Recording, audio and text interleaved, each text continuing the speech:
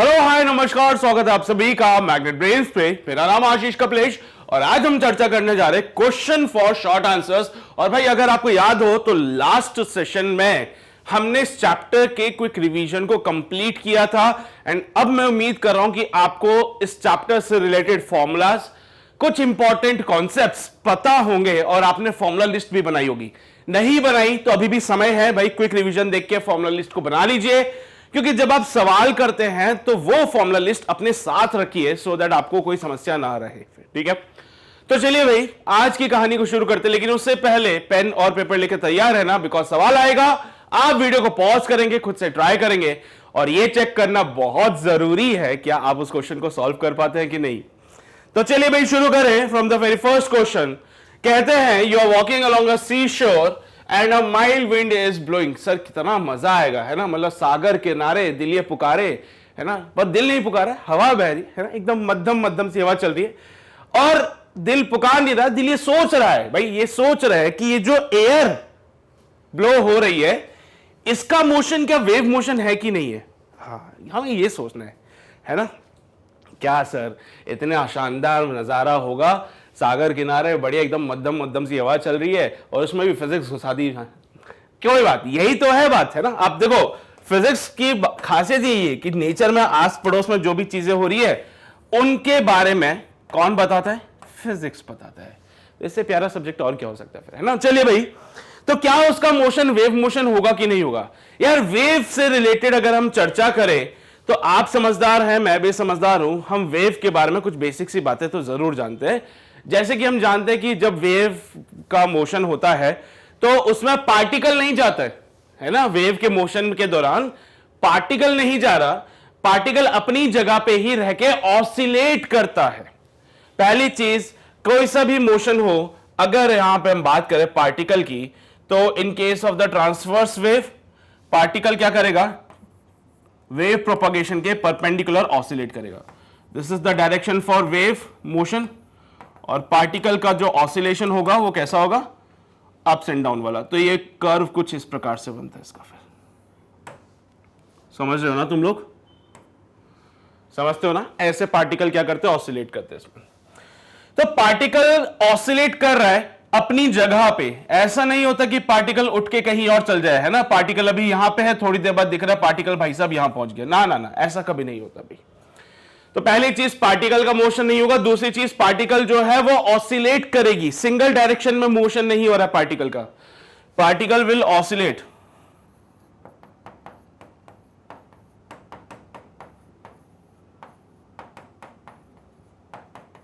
लेकिन जब हवा बहती है ना, तो जब ये हवा बहती है तो बेटा उसमें कहीं पार्टिकल ऑसिलेट थोड़ी करता है, वो तो एक सीधी डायरेक्शन में चलता जाता है। एयर पार्टिकल्स जो होंगे भाई, पार्टिकल्स होते हैं ना, पता है ना तुम्हें, एटमॉस्फेयर में है, जब हवा बहती है तो एयर के पार्टिकल्स जो है मूव करते हैं बेटा, वो गैस है ना। तो जब वो पार्टिकल्स मूव कर रहे हैं, है ना, कोई भी मीडियम के पार्टिकल जब वो मूव करते हैं किसी एक स्पेसिफिक डायरेक्शन में, तो वो वेव नहीं है। वो वेव तभी कहलाएगा जब मीडियम के पार्टिकल ऑसिलेट करें अपनी खुद एक जगह पे रह के, है ना। मीडियम लिख देता हूं यहां पे ताकि और क्लैरिफिकेशन मिल जाए कि साहब जो पार्टिकल की हम बात कर रहे हैं वो मीडियम पार्टिकल्स की बात करें। मीडियम के पार्टिकल होने चाहिए वो जो कि ऑसिलेट करे एक जगह पे रह के। लेकिन जब हवा बहती है, तो हवा जब बहती है तो ये पार्टिकल ऑसिलेट नहीं कर रहा, वो सीधा सीधा हवा के साथ जा रहा है। इन दैट केस मैं बोलूंगा कि यार ये जो वेव एयर का जो मोशन है ना, वो it's not a wave. So in case of motion of air, in case of motion of air, particles will move in one direction. पहली चीज तो पार्टिकल मूव कर रहा है साहब, जो कि वेव में नहीं होता। दूसरी चीज, अगर चलो मूव भी किया तो कोई बात नहीं, वो एक सिंगल डायरेक्शन में मूव करा। वेव में पार्टिकल एक जगह पे फिक्स होता है और वहीं ऑसिलेट करता रहता है। यहां पे तो मोशन ऑफ एयर में पार्टिकल मूव करता है एक स्पेसिफिक डायरेक्शन में, तो वो वेव नहीं है। सो motion of air is not a wave, motion of air is not a wave, तो यहां पे वो वेव नहीं होगा। तो ये हमारा पहला सवाल कंप्लीट हुआ इसमें, ठीक है। तो भैया यहां पे मोशन ऑफ एयर क्या कोई वेव मोशन है? तो ना साहब, motion of air is not a wave motion. मेरी बातें शायद आपको समझ आ रही हो, तो इसको छाप लीजिए जल्दी से, फिर हम आगे बढ़े। नोट करो है, नोट करो, नोट करो, नोट करो। किया नोट सभी ने? पक्का? सच में? बेहतरीन। चलिए भाई, तो ये सारी बातें अगर आपको समझ आती है तो हम आगे बढ़ते हैं। छाप भी लिया होगा आप लोगों ने। तो अगले सवाल की ओर बढ़े। क्वेश्चन नंबर 2 हमसे क्या कहना चाहता है? The radio and the TV programs telecast at the studio reaches our antenna by wave motion. तो क्या ये एक मैकेनिकल वेव है या फिर नॉन मैकेनिकल वेव है? सर ये चीज देखो, रेडियो वेव, टीवी प्रोग्राम या फिर जो भी स्टूडियो में टेलीकास्ट होता है, जैसे कि यहां की बात कर लेते हैं, यहां पे हम जो भी शूट कर रहे हैं वो आपको मिलता है, तो अल्टीमेटली एक तरह का सॉर्ट ऑफ अ वेव ही है वो भी, है ना। तो वेव मोशन के थ्रू वो आपके एंटीनास तक पहुंच रहा है। तो यहां पे हम जो भी शूट कर रहे हैं वो वेव मोशन के थ्रू आपके एंटीनास तक पहुंचता है। तो पॉइंट ये है कि साहब ये जो वेव है, क्या ये मैकेनिकल वेव है या नॉन मैकेनिकल वेव? पहली चीज तो मैं आपको अंतर बता दूं मैकेनिकल वेव और नॉन मैकेनिकल वेव में। तो सब मैकेनिकल वेव्स वो होती है जिनको मीडियम की जरूरत पड़े, है ना। जैसे साउंड, साउंड क्या है बेटा? मैकेनिकल है। साउंड क्या है? मैकेनिकल वेव है। सब मीडियम की जरूरत है। स्पेस में चल जाओ, कुछ आवाज सुनाई नहीं देगी। ये आवाज तभी सुनाई देती है जब हम अर्थ पे हैं, बिकॉज ऑफ द रीजन यहां पे सराउंडिंग है, मीडियम है, ठीक है।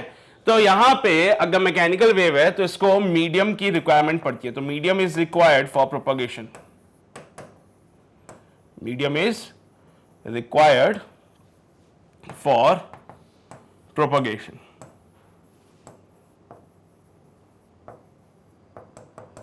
इनको प्रोपगेशन के लिए मीडियम की जरूरत पड़ती है। वहीं अगर बात करें नॉन मैकेनिकल की, तो नॉन मैकेनिकल को एक और नाम दे देता हूं, electromagnetic.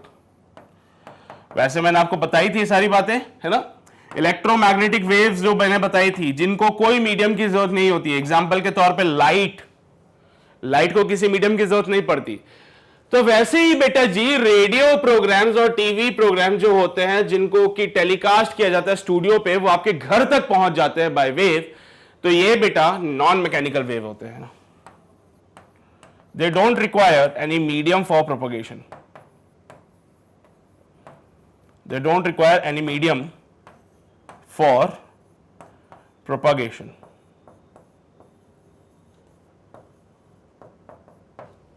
They don't require any medium for propagation। ये हमारे पास नॉन मैकेनिकल वेव्स होती है। इसमें बेटा बहुत बड़े स्पेक्ट्रम है ना। ये अभी आप पढ़ोगे आगे चल के, जब क्लास 12th में आएंगे तो आपको पता चलेगा कि इसमें एक स्पेक्ट्रम होता है पूरा।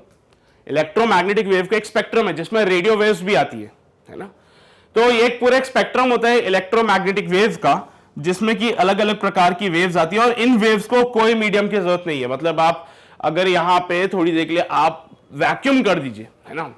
अगर यहां पे थोड़ी देर के लिए वैक्यूम मतलब सारे मीडियम को हटा दीजिए, तब भी आपको ये सिग्नल्स मिलेंगे बेटा, ठीक है। अब तुम खुद सोचो ना, सैटेलाइट तक हम सिग्नल्स को भेजते हैं, वो कौन से है भाई? सैटेलाइट तक आता है, उसके बाद ही तो टेलीकास्ट करता है हर जगह पे। सोच के देखो, यहां से सिग्नल भेजे सैटेलाइट के पास, वहां से वो ट्रांसमिट कर रहा है अलग अलग जगहों पे। एंटीनाज और सैटेलाइट, ये कम्युनिकेशन का part, this is the part of class 12। Again मैं बोल रहा हूं, बहुत अच्छे से पढ़ेंगे इसको। पर हां, अभी सिर्फ इतना सा समझो कि भैया ये जो रेडियो और टीवी प्रोग्राम्स जो हमारे घर तक आ रहे हैं, जो वेव आ रही है वो नॉन मैकेनिकल वेव है, जिसको किसी भी मीडियम की जरूरत नहीं पड़ती, ठीक है।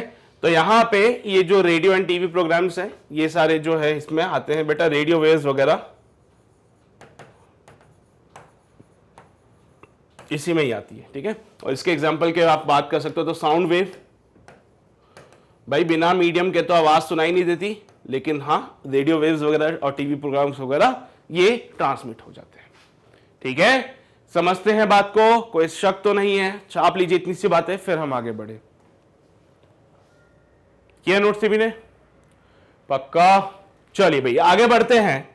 To the next question. बेटा जी अगला सवाल क्या कहता है, एक वेव को रिप्रेजेंट किया गया और बोला गया कि क्वेश्चन लिखिए y equals to c1 sin c2x plus c3 t in which direction the wave is going, assume that's. अरे अरे अरे अरे क्या पूछ लिया सर इन्होंने, ये क्वेश्चन देने के बाद वो क्या पूछ रहे हैं हमसे। इतने समय से ये बहुत बखूबी समझते हैं कि अगर y is equals to a sine omega t minus का kx है तो वेव, आपको बस ये चेक करना है कि बीच में माइनस का साइन है कि प्लस का साइन है। पहले भी बताया था मैंने आप लोगों को कि अगर ये बीच में माइनस का साइन होता है that means wave propagating in positive direction, wave propagating in positive direction, wave positive direction में प्रोपागेट कर रही है बेटा, इसका ये मतलब होता है। वहीं अगर इक्वेशन हमें ऐसी मिल जाए y is equals to a sine omega t plus का kx, तो मैं समझ जाता हूं कि साहब wave is propagating in the negative direction.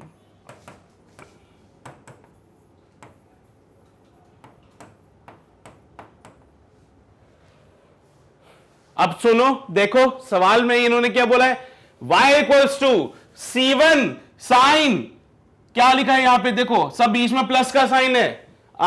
ऐसी इक्वेशन दिखती है kx और ओमेगा टी। अच्छा कुछ बच्चे इस बात को लेकर कंफ्यूज होते हैं कि सर कुछ सवालों में ऐसी बातें लिखी होती है, तो क्या वो बात गलत है कि सही है। अब sir kx minus omega T कर दे तो क्या गलत हो जाएगा ये, अरे कोई दिक्कत नहीं यार उससे। देखो वेव के केस में अगर मैं बात करूं तो बस मुझे ये बोलना सर ये कि भाई जो y होता है पार्टिकल का जो डिस्प्लेसमेंट होता है वेव मोशन के दौरान, वेव के मोशन के दौरान पार्टिकल का जो डिस्प्लेसमेंट होता है वो x पे और t पे डिपेंड करता है। अब ऐसी डिपेंडेंसी हो या ऐसी डिपेंडेंसी हो उससे फर्क नहीं पड़ेगा ज्यादा। ओमेगा टी माइनस के एक्स लिखा है, kx माइनस ओमेगा टी लिखा है, घबराना मत बिल्कुल भी, ऐसा कोई समस्या नहीं कि बहुत बड़ा डिफरेंस हो जाएगा इससे। सेम बात है, आज भी आपको अगर बीच में माइनस का साइन दिखता है तो आप ये वाली बातें बोल सकते हो कि वेव प्रोपागेट कर रहा है पॉजिटिव डायरेक्शन में। तो यहां पे भी बीच में मैंने देखा पॉजिटिव का साइन है, सॉरी मैंने उल्टा बोल दिया क्या, ओ ओ ओ ओ ओ ओके चलो ठीक है ये सही था। तो यहां पे भी बेटा प्लस का साइन है, that means the wave is propagating in the negative direction sir. यहां पे भी बीच में प्लस का साइन है, that shows that wave is propagating in the negative direction. यही आपका फाइनल आंसर है फॉर दिस क्वेश्चन। हाँ जी इसको छाप लें जल्दी से, फिर हम आगे बढ़ेंगे हमारे अगले सवाल की ओर। हो ही गवा, नोट कर लिया नोट सभी ने, चलिए जी। So let's move ahead to the next question. Show that the particle speed can never be equal to the wave speed in a sine wave if the amplitude is less than the wavelength divided by 2 pi. सवाल बहुत ही शानदार, सितारा चमकाने लायक सवाल है ये। आपको show करना है कि जो वेव प्रोपागेशन में, वेव के प्रोपागेशन के दौरान वेव की स्पीड और पार्टिकल्स की स्पीड कभी भी इक्वल नहीं हो सकती अगर amplitude is less then lambda wavelength divided by 2 पाई। इसका तात्पर्य होता है वेवलेंथ डिवाइडेड बाय 2 पाई यानी कि लैम्डा अपॉन 2 पाई। और इन्होंने कहा है if a is less than lambda by 2 pi then wave velocity will never equal to the particle velocity। यह हमें सिद्ध करना है, यह हमें प्रूफ करना है। हमें क्या प्रूफ करना है कि भाई अगर लैम्डा छोटा हो, सॉरी एम्पलीट्यूड छोटा होता है लैम्डा बाय 2 पाई से, तो वेव की वेलोसिटी और पार्टिकल की वेलोसिटी कभी इक्वल नहीं हो सकती। यह प्रूफ करना है हमें। कैसे करें यार, वेव की इक्वेशन आप जनरल वाली इक्वेशन ले लीजिएगा, a sine omega T minus का kx चलेगा। वेव के लिए आप एक जनरल इक्वेशन लिख सकते हो, y is equals to a sine omega T minus का kx। ठीक है, एक जनरल इक्वेशन आप लिख सकते हो a sine omega T minus का kx, a sine omega T minus का kx। तो ये वेव के लिए एक जनरल इक्वेशन हम बेशक यहां पे लिख सकते हैं। तो क्या करें क्या करें क्या करें क्या करें, कैसे निकालें वेव की वेलोसिटी सर, और कैसे निकालें पार्टिकल की वेलोसिटी सर, समस्या है। समस्या है तो समाधान भी है। हम जानते हैं from this part that wave velocity is given by omega by के। पता नहीं होता है कि नहीं होता यार ऐसे मत देख करा करो, तुम्हें भी पता है कि जो वेव की वेलोसिटी होती है वो लैम्डा इंटू टी होती है ना। के की जगह 2 पाई बाय लैम्डा कर सकते हो, ओमेगा की जगह 2 पाई बाय टी करना, 2 पाई से 2 पाई मर जाएगा, लैम्डा बाय टी बन जाएगा। तो वेव की वेलोसिटी को ओमेगा बाय के लिखा सकता है। ये है वेव की equation. y shows the displacement of the particle, है ना, y shows the displacement of particle. तुम्हें नजर आ रही है बातें जो मैं लिख रहा हूं?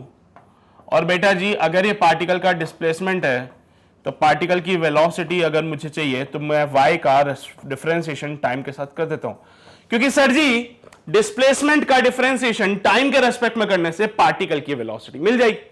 अरे y क्या है बेबुआ साहब? y है डिस्प्लेसमेंट ऑफ द पार्टिकल।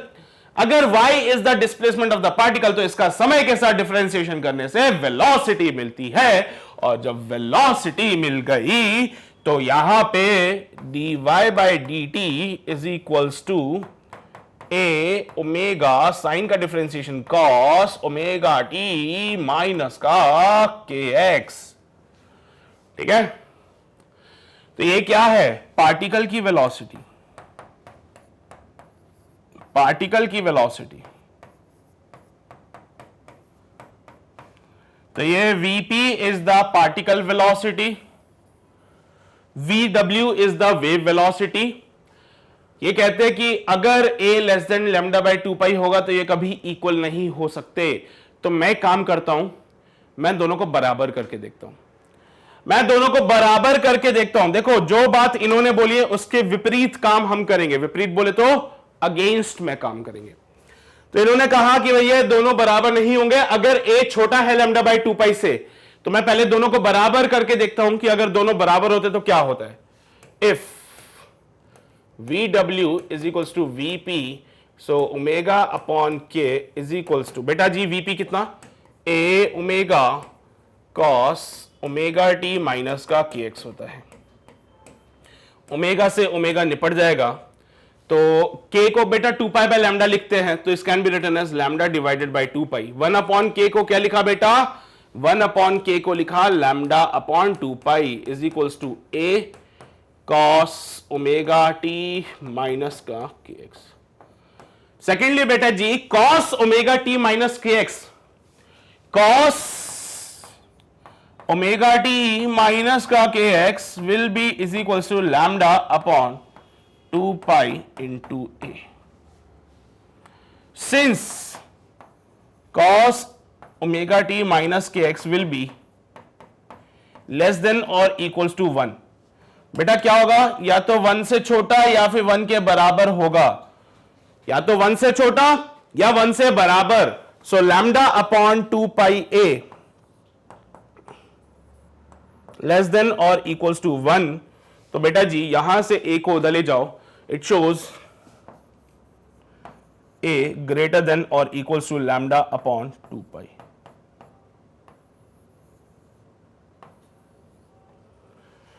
तो बोलते हैं भैया कि जो एम्पलीट्यूड है अगर वो लैम्डा अपॉन 2 पाई से या तो बड़ा हो या फिर बराबर हो, अगर एम्पलीट्यूड लैम्डा अपॉन 2 पाई से या तो बड़ा है या फिर उसके बराबर है तो उस केस में ये चीज होगी बेटा। क्या बात है?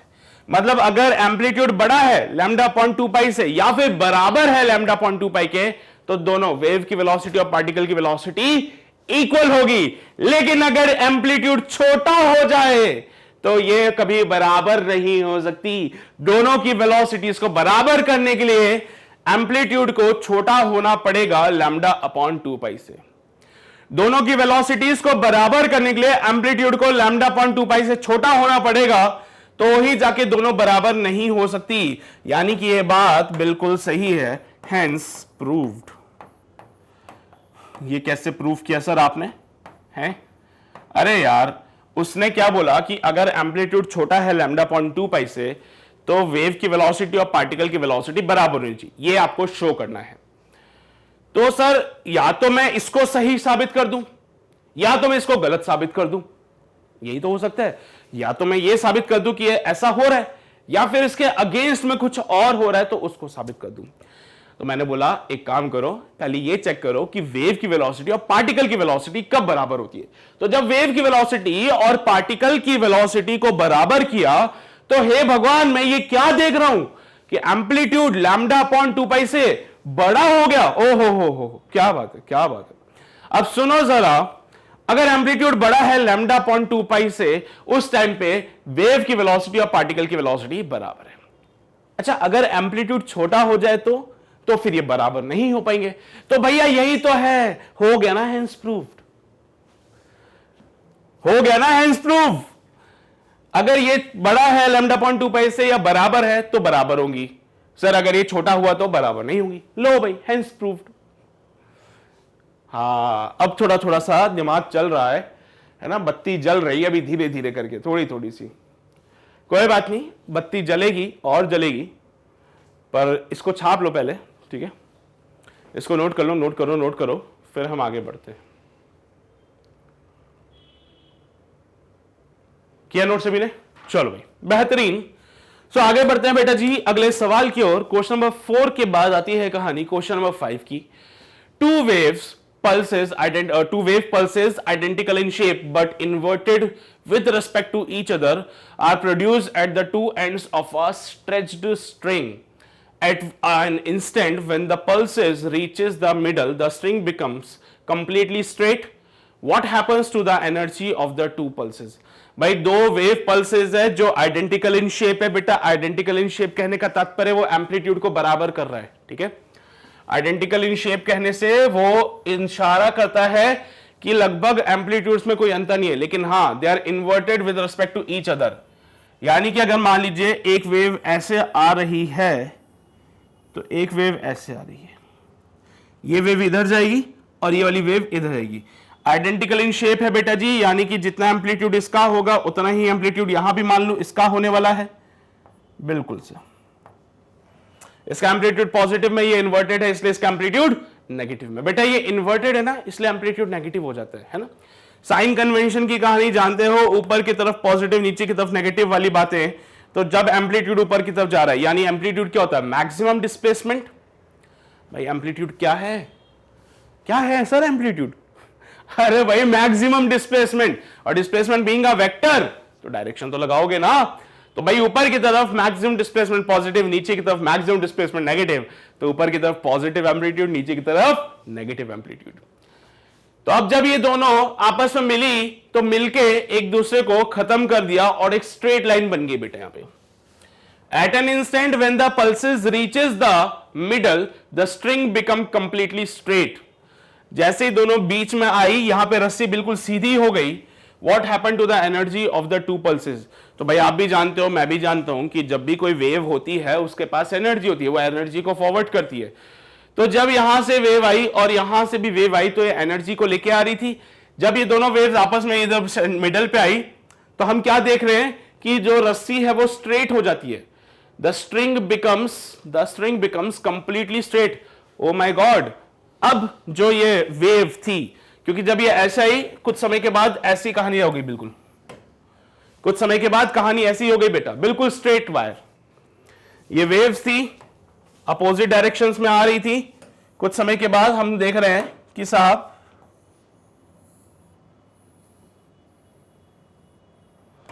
है ना, ये वाली वेव इधर आ रही थी, ये वाली वेव इधर आ रही थी, और जैसे ही मिडल में पहुंची हम ऐसी ही कहानी देख रहे हैं, स्ट्रेट हो गई। तो यार वेव तो एनर्जी को लेके आती थी, तो एनर्जी का क्या हुआ ये आपको बताना पड़ेगा। वेव एनर्जी को लेके आती है ना साथ में? हाँ बिल्कुल लेके आती है। तो जब वेव एनर्जी को लेके जा रही थी और दोनों वेव्स आपस में टकराई, टकराने के बाद इंटरफेरेंस हुआ। इंटरफेरेंस का नतीजा यह है कि दोनों वेव्स खत्म हो गई। सर किस टाइप का इंटरफेरेंस हुआ? पहली चीज तो यहां पे दो वेव्स आई, आपस में टकराई, टकराने के बाद देखो सुपरपोजिशन हो रहा है क्या यहां पे? बिल्कुल हो रहा है सर। एक वेव यहां से आएगी, एक वेव यहां से आएगी। सुपरपोजिशन के तहत यहां पे दोनों ने एक दूसरे को मार दिया, और जब दोनों ने एक दूसरे को मार दिया तो ये हुआ एक डिस्ट्रक्टिव इंटरफेरेंस, जिसमें कि वेव फाइनली खत्म हो गई हमारे पास।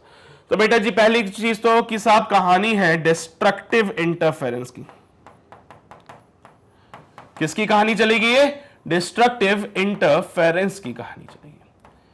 तो भाई साहब ये कहानी चल रही है डिस्ट्रक्टिव इंटरफेरेंस की। अब ये जो वेव एनर्जी लेके आ रही थी, क्योंकि वेव तो खत्म हो गई भाई, ये जो वेव एनर्जी लेके आ रही थी वो कहां गई? कहां गई? क्या हीट के फॉर्म में चली गई? नहीं, रस्सी गर्म थोड़ी होती है बेटा जी। कहानी चल रही है वेव ऑन अ स्ट्रिंग की, वेव ऑन अ स्ट्रिंग। तो जो भी पिक्चर दिख रही है आप लोगों को, उसमें रस्सी का इस्तेमाल है बेटा, रस्सी पे है ये सारी चीजें।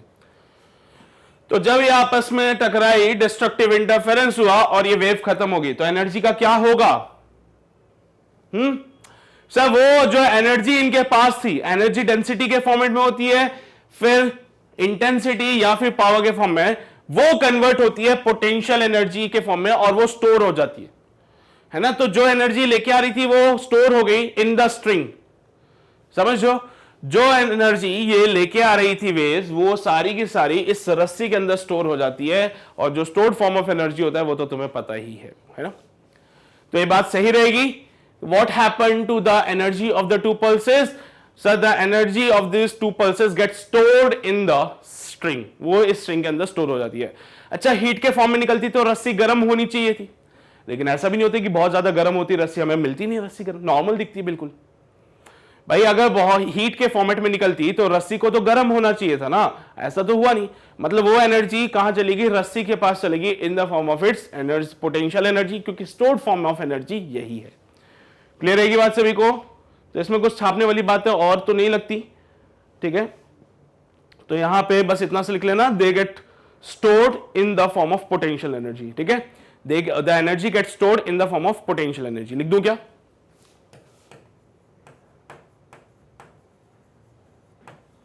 Get stored in the form of,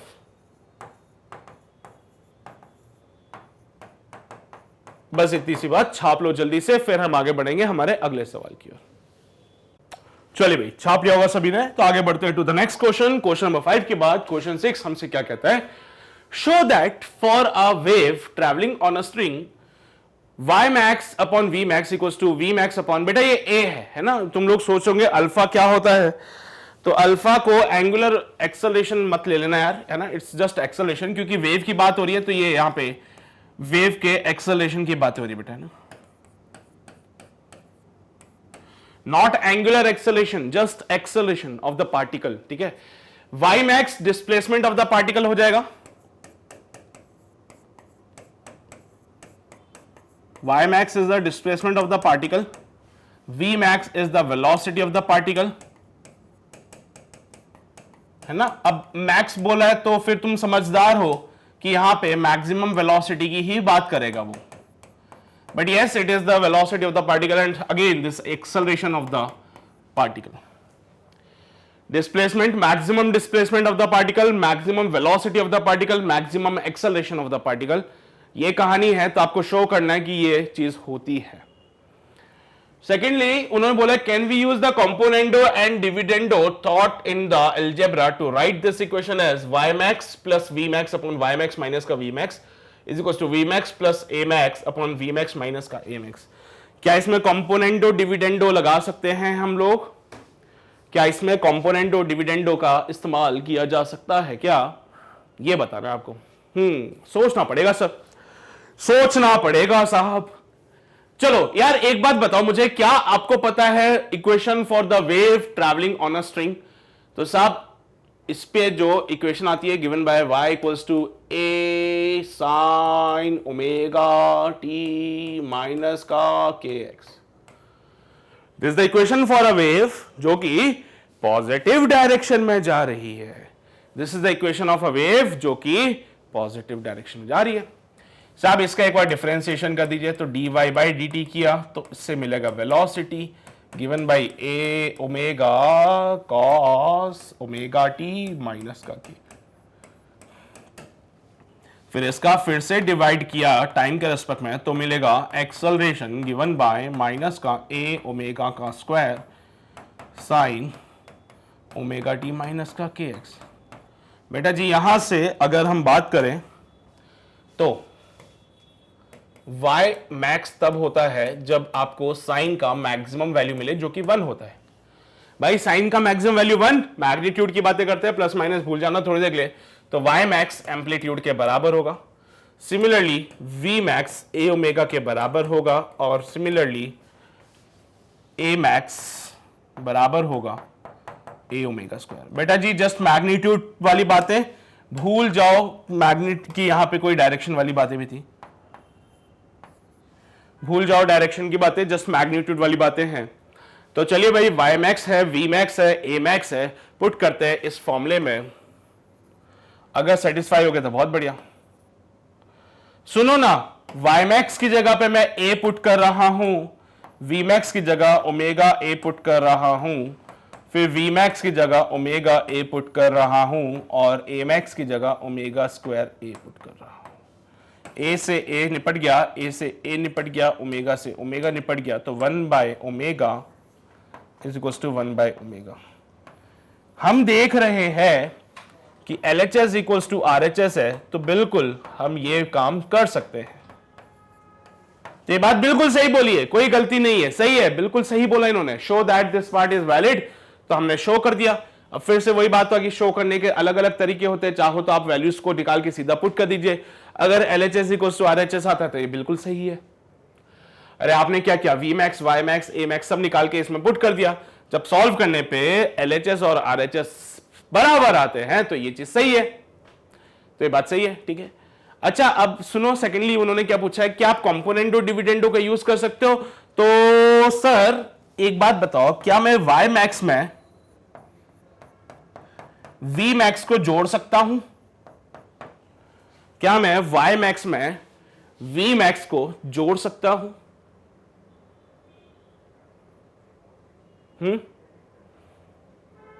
क्या मैं वाई मैक्स में वी मैक्स को जोड़ सकता हूं? सर ये क्या है? Maximum displacement.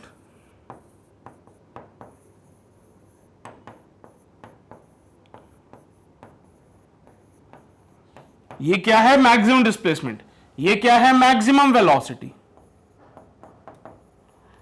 आप ही बताइए, क्या यह संभव है कि डिस्प्लेसमेंट में वेलोसिटी को जोड़ा जाए? भाई डायमेंशंस का थोड़ा तो ख्याल रखते, यूनिट्स का थोड़ा तो ख्याल रखते। प्रिंसिपल ऑफ होमोजेनिटी आया था, गला फाड़ के गया, अपना बोल के गया कि भैया उन्हीं को जोड़ सकते हो या उन्हीं को घटा सकते हो जिनका सेम डायमेंशन है। जिनका सेम डायमेंशन नहीं है उनके साथ ऐसे हरकतें मत कर देना भाई। डिस्प्लेसमेंट में वेलोसिटी ऐड नहीं होती, डिस्प्लेसमेंट में डिस्प्लेसमेंट ऐड हो सकता है, वेलोसिटी में वेलोसिटी ऐड हो सकती है, एक्सेलरेशन में एक्सेलरेशन को ऐड किया जा सकता है, लेकिन डिस्प्लेसमेंट में वेलोसिटी नॉट पॉसिबल। तो this whole part is not possible बेटा जी, ये बिल्कुल भी संभव नहीं है।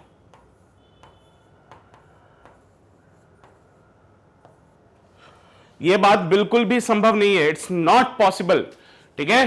तो you can not use the componendo and the dividendo in this part बेटा। इस पार्ट में कॉम्पोनेंडो डिविडेंडो का इस्तेमाल बिल्कुल नहीं किया जा सकता, ठीक है। इसमें कॉम्पोनेंडो और डिविडेंडो का यूज बिल्कुल भी नहीं किया जा सकता, तो इस बात का ध्यान रखिएगा थोड़ा सा आप लोग, ठीक है। छाप लीजिए इसको।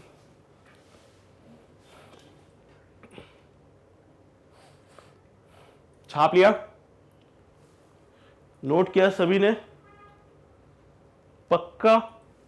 चलो तो आगे बढ़ेंगे to the next question. Question number 6 के बाद 7th नंबर का सवाल क्या कहता है हमसे, what is the smallest positive phase constant which is equivalent to 7.5 pi. भाई पहली चीज तो ये चीजें आपको फेज में दिखने को मिलती है, तो उन्होंने बोला what is the smallest positive phase constant which is equivalent to 7.5 pi, है ना। 7.5 पाई के इक्विवेलेंट सबसे छोटा फेज कांस्टेंट क्या हो सकता है? ऐसा फेज कांस्टेंट जो छोटा भी हो और इसके इक्विवेलेंट भी हो, छोटा भी हो और इसके इक्विवेलेंट भी हो। तो फेज क्या होता है सर? वो जो साइन के आगे ब्रैकेट में लिखते थे उसको फेज कहते थे, है ना। फेज क्या होता है सर? साइन या कॉस के आगे जो आप ब्रैकेट में लिखते थे उसी को हम क्या कहते थे? फेज कहते थे। भाई यही कहलाता है ना फेज, ये फेज कांस्टेंट है। तो भाई फेज कांस्टेंट का सबसे छोटा पार्ट क्या हो सकता है?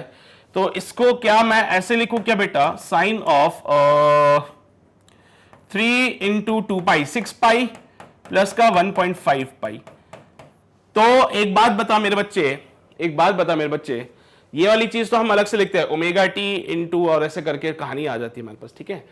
अब सुन 7.5 के इक्विवेलेंट है, बिल्कुल है ये, बिल्कुल 7.5 के बिल्कुल इक्विवेलेंट है ये वेव का सवाल नहीं है, ये बेसिक ट्रिग्नोमेट्री का सवाल है भाई। एक फेज की बात बोला था और साथ ही साथ उन्होंने बोला है पॉजिटिव फेज कांस्टेंट। तो कुछ बच्चे दिमाग लगाएंगे, बोलेंगे सर कुछ और वैल्यू लेके माइनस कर दो, माइनस नहीं आना चाहिए, इन्होंने बोल दिया है पॉजिटिव फेज कांस्टेंट तो पॉजिटिव ही रहना चाहिए, कोई डिफरेंस नहीं होगा इसमें। पॉजिटिव फेज कांस्टेंट बोला था तो यहां पे ये फेज कांस्टेंट है बेटा, इसको पॉजिटिव ही होना पड़ेगा, इसके अलावा कुछ और मत लगा देना, ठीक है। अरे लिखते हो ना तुम लोग इनिशियल फेज फाइन है ना, ओमेगा टी माइनस का के एक्स प्लस का फाई, ये वही कहानी है। या फिर आप जब एसएचएम पढ़ते थे तो ए साइन ओमेगा टी प्लस का फाई, तो वो जो प्लस का फाई इनिशियल फेज बोलो वो कांस्टेंट ही तो होता है भाई, फेज कांस्टेंट। ओ अच्छा ये वो है क्या, हाँ ये वही है। जब आप लिखते थे ना एसएचएम में a sine omega t plus phi, ये लिखा था आपने, a sine omega t plus का फाई। एसएचएम की बात करूं तो बेटा जी ये क्या है, इनिशियल फेज कांस्टेंट होता है ना, ये बिल्कुल कांस्टेंट होता है सर। ये वाला तो चलो फिर भी समय के साथ बदलता रहता है, लेकिन ये पार्ट तो कांस्टेंट है। देखो उसी फॉर्मेट में मैंने उसको कन्वर्ट कर दिया। तो 7.5 पाई को ब्रेक करके सबसे छोटा फेज कांस्टेंट जिसका बनाया जा सकता है वो है 1.5 पाई। क्योंकि हमें पॉजिटिव की बातें बोली गई है इसलिए पॉजिटिव में लूंगा, और कोई संभावना तुम्हें दिख रही हो तो देख लो भाई। सर 2 इंटू 2 पाई करें तो 2 इंटू 2 पाई करोगे तो बेटा बनेगा 4 पाई, फिर यहां पे बनेगा 3.5 पाई।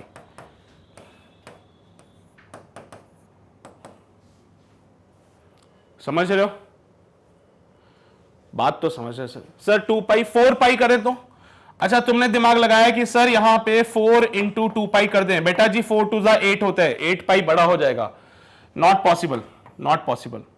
सर और पॉसिबिलिटीज क्या हो सकती है इसको ब्रेक करने की, सर यहां पे 1 इंटू 2 पाई करोगे तो 2 पाई हो जाएगा, और साथ में अब यहां पे आपको करना पड़ेगा 5.5 पाई का। ओहो नहीं सर, सबसे छोटी वैल्यू तभी मिल सकती है व्हेन इट इज 3 इंटू 2 पाई और प्लस का 1.5 पाई। 2 इंटू 2 पाई करेंगे तो 3.5 आएगा। सर 4 करो तो 4 टू जा 8 पाई, भैया 8 पाई इज ग्रेटर देन 7.5 पाई, नहीं कर सकते।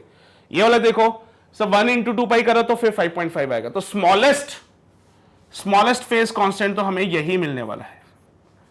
स्मॉलेस्ट पॉजिटिव फेज कांस्टेंट तो हमें 1.5 पाई ही मिलना चाहिए, जो कि इसके इक्विवेलेंट है।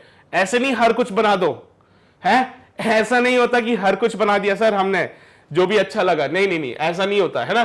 क्या पता कुछ लोग ऐसे बनाते हैं सर 7 पाई प्लस का 0.5 पाई,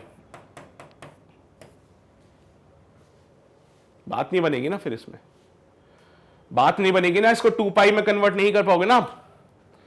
थोड़ा सा बातों का ध्यान रखो, मैंने हर जगह 2 पाई के फॉर्मेट में लिया। कोई एक एंगल होता है या तो 180 डिग्री हो या फिर 360 डिग्री की कहानी में चले, तो आपको उसको प्रॉपर्ली कन्वर्ट करना पड़ेगा इसको, ठीक है। तो इस चीज का थोड़ा सा ध्यान रखिए, इस चीज का थोड़ा सा ध्यान रखना। स्मॉलेस्ट पॉजिटिव फेज कांस्टेंट जो कि 7.5 पाई के इक्विवेलेंट है, जो कि 7.5 पाई के इक्विवेलेंट है, तो वो यही बनेगा बेटा, क्योंकि 2 पाई के टर्म्स में सारी कहानी को कन्वर्ट किया। अब तुम सोच रहे होंगे कि सर कुछ और ले लेते, तो बेटा जी यहां पे कुछ और लेते ही फिर वो चेंज हो जाती पिक्चर, यहां पे कुछ और ले लोगे तो पिक्चर बदल जाएगी, फिर यहां से साइन में हो सकता है कॉस का कन्वर्जन आ जाए, फिर हो सकता है कॉस का कन्वर्जन हो जाए, फिर तो वो भी हमें समस्या कर सकता है। तो हमें बहुत चीजों को सोच समझ के करना पड़ेगा। अब जैसे मैंने यहाँ पे 2 पाई के फॉर्मेट में लिया, मुझे पता है साइन का साइन ही रहेगा, कॉस नहीं बनेगा वो, है ना। तो वैसे ही पिक्चर यहाँ पे भी है, तो यही हमारा फाइनल आंसर बनेगा, जिसमें कि वो कहता है कि this is the smallest phase constant बेटा, स्मॉलेस्ट पॉजिटिव फेज कांस्टेंट, ठीक है। चलिए भाई मैं सही बताऊं ना, वेव का सवाल था भी नहीं यहाँ पे, ये तो नॉर्मल आपके ट्रिग्नोमेट्री आप करते ही हो, उस पे बेस थे सवाल, तो हो गया ये पक्का, छाप भी लिया। तो चलिए बेटा जी आगे बढ़ते हैं हमारे अगले सवाल की ओर। 7 के बाद क्वेश्चन नंबर 8 क्या कहता है, there is a string clamped at the both end vibrates in its fundamental mode।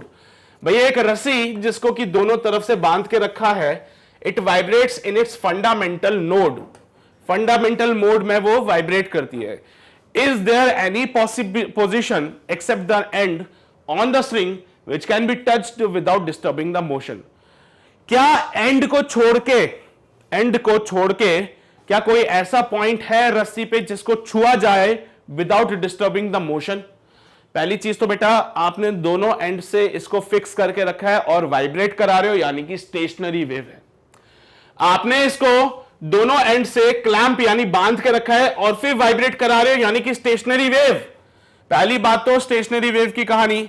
दूसरी चीज उसने बोला इस स्टेशनरी वेव को हम छूते हैं जिससे कि उसमें डिस्टरबेंस नहीं आना चाहिए. अगर आप इस रस्सी को ऐसे छुओगे जाके तो उसके मोशन में डिस्टरबेंस नहीं आना चाहिए. तो क्या ऐसा कोई पोजीशन है एक्सेप्ट द एंड्स को छोड़ देना? यानी कि दिस इज द पॉइंट जहां से हमने इसको क्लैंप किया, ये रस्सी और ये सेकंड पॉइंट, और अब आप देखो तो ये स्टेशनरी वेव बन रही है बेटा.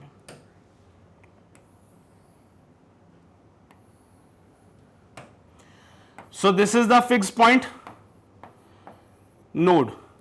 ये हमारा another fix point called as the node है ना. ये कहानी चल रही है फंडामेंटल फ्रीक्वेंसी की. तो फंडामेंटल फ्रीक्वेंसी तभी होती है when you have the single segment है ना. जब एक सेगमेंट होता है तो फंडामेंटल फ्रीक्वेंसी देखने को मिलती है. फंडामेंटल फ्रीक्वेंसी देखने को हमें यहां पे मिली. क्या इन एंड को छोड़ के है ना, एंड फर्स्ट और this is the second and को छोड़ के क्या कोई ऐसी पोजीशन है जहां पे अगर मैं रस्सी को टच करूं तो मोशन डिस्टर्ब ना हो सके? भाई एम्पलीट्यूड आ रहे हैं यहां पे भयंकर वाले है ना. यहां पे एम्पलीट्यूड आ रहे हैं, हर पार्टिकल ऑसिलेट कर रहा है. यहां पे हर पार्टिकल जब यहां पे ऑसिलेट कर रहा है तो कहीं पे भी अगर मैं टच करूंगा तो उसका ऑसिलेशन डिस्टर्ब हो जाएगा. इससे सोचो, अगर मैं कहीं पे भी टच कर दूं, यहां पे टच कर दिया तो इसका मोशन जो होगा वो डिस्टर्ब हो जाएगा. So is there any point in this situation? नहीं है सर कोई point. No, there is no any position.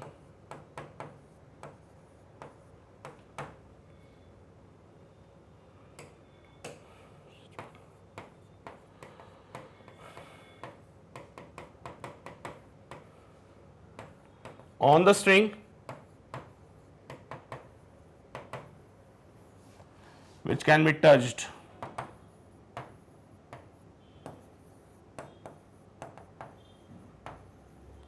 without disturbing the motion.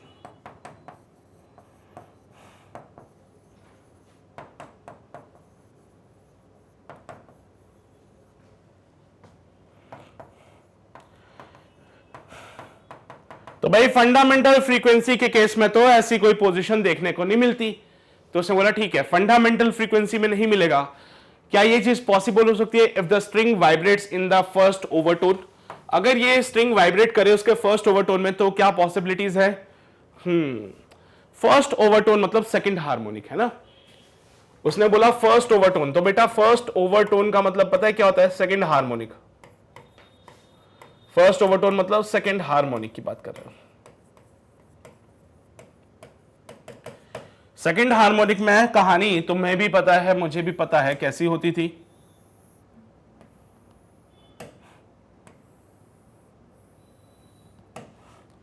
This is the fix point, this is the fix point, this is the fix point.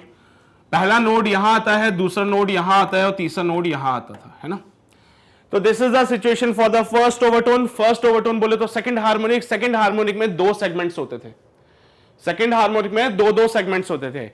क्या इसमें ये है and first, पहला and, ये हमारा दूसरा एंड. ये हमारा एंड फर्स्ट है, ये एंड नंबर सेकंड है. अब एंड्स को छोड़ दो. Except the ends, is there any position on the string? बिल्कुल yes sir, there is a position on the string where we can touch it without disturbing the motion.